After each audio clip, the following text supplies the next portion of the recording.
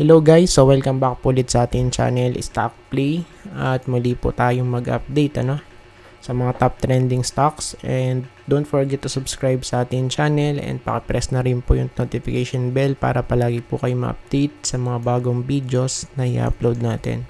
Shoutout po sa mga viewers, sa mga nag-heart sa mga videos natin, and as well sa mga nag-comment. Hindi ko na po kayo maisa-isa pero maraming salamat po sa suporta. Ayan. So, unahin natin SPNEC.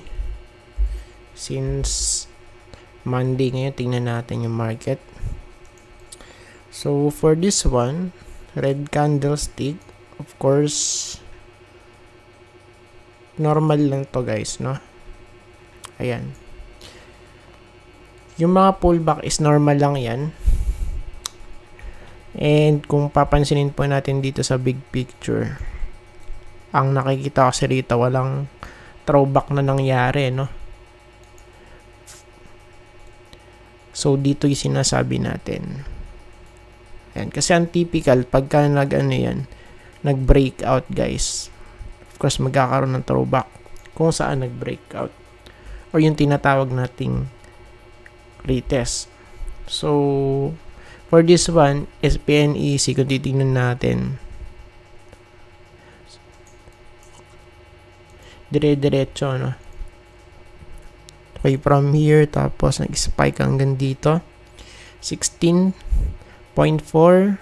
and yung peak niya nasa 20, guys. So, ngayon is bumagsak, negative 10%. So, tingnan natin kung siya ba ay malalaglag dito, no, sa 1.14, 1.15. Ayan.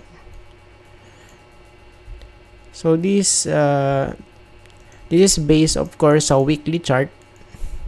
And tingnan natin yung indicator. Bearish crossover, guys. Yan na. And sa daily chart, ayan. So, crossover din to, no?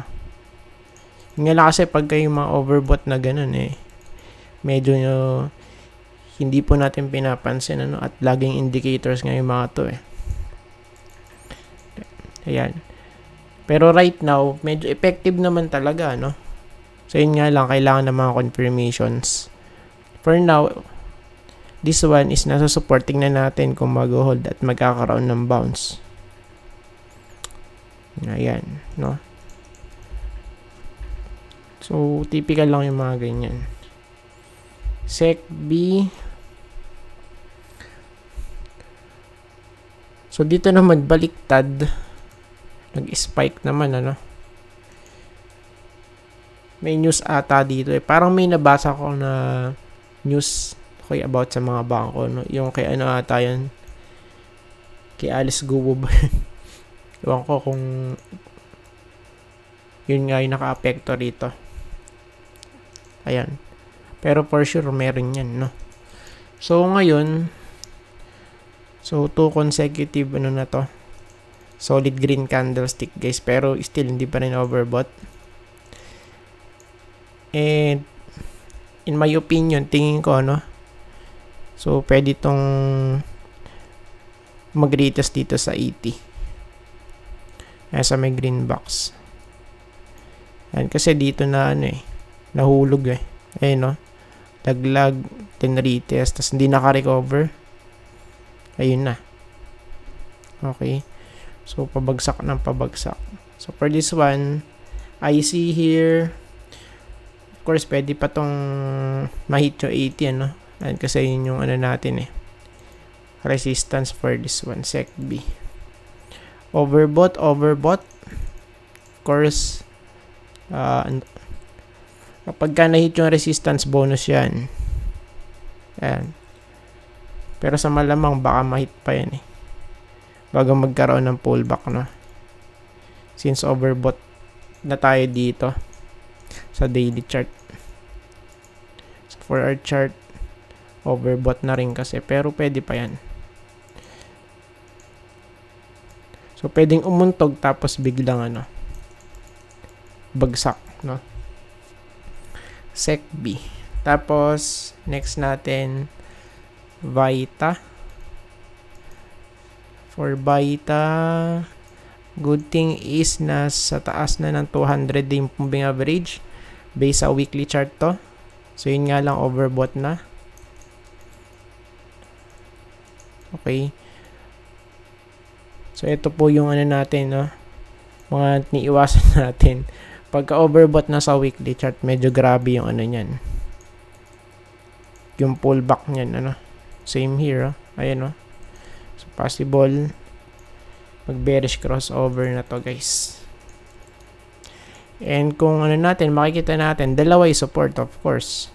Yan yung pinakamalapit na support. Nasa 0.73, no? 0.76 yung close. Then, sa daily chart, same lang din. Ayan. So, para siyang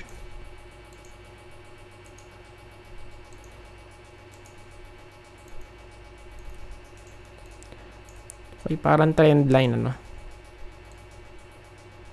Okay, parang channel na malit. Okay. So, still, same setup pa rin, guys. Ano, 0.8. 0.8, pwede ito mag-rally doon. Tapos, pullback. Ayan.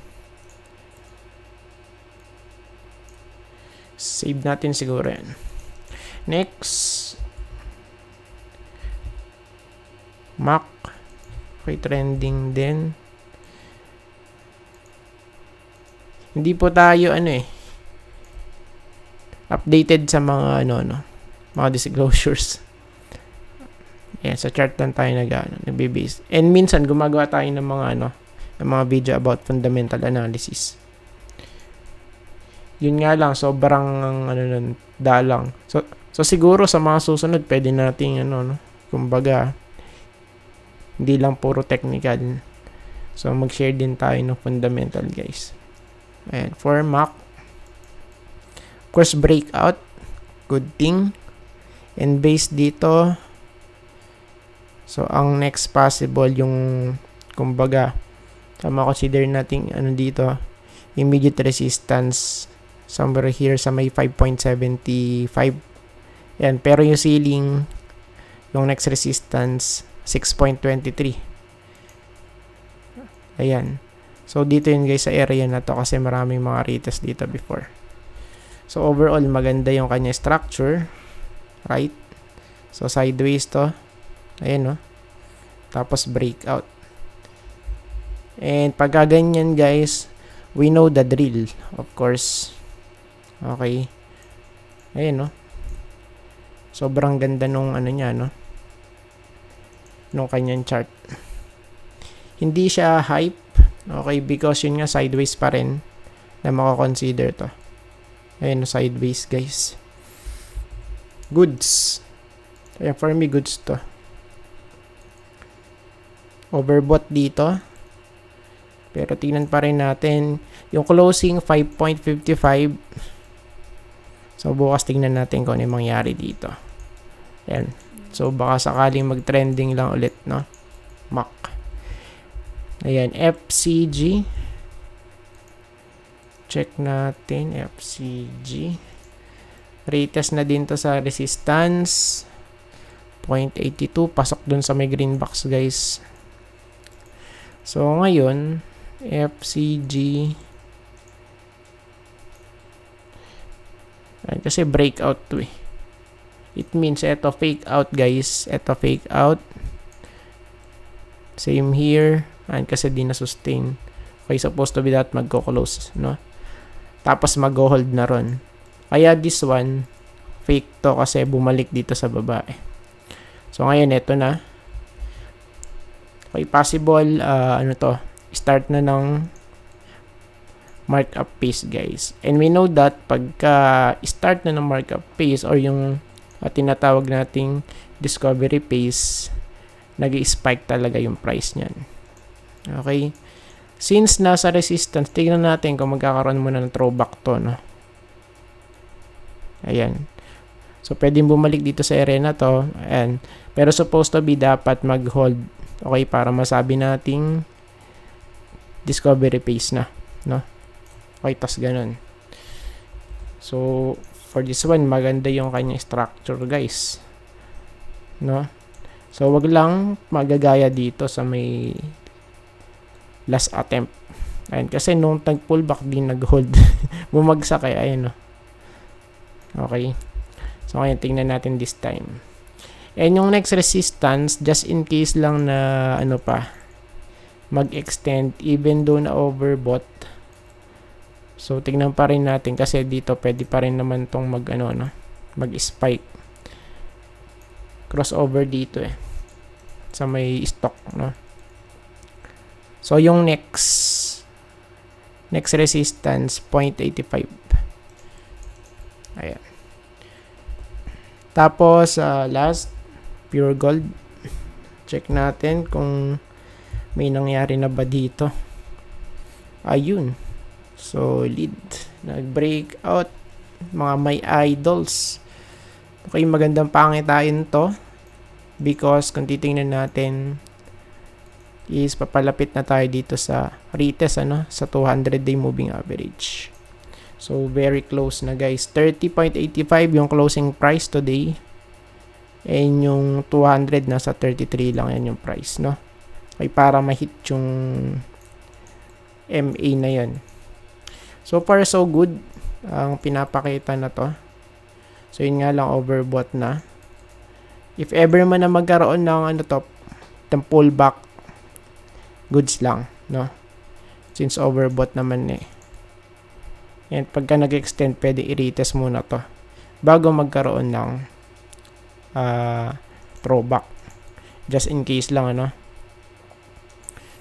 Ayan. Then, sa daily chart, same here. Overbought na rin. So, bonus na lang kung mag-extend pa to. So, at least mga 32. So, pwede pa. 32. And I think tapos na po tayo, guys. At maraming salamat po sa panonood. See you po sa next video. Bye-bye and God bless.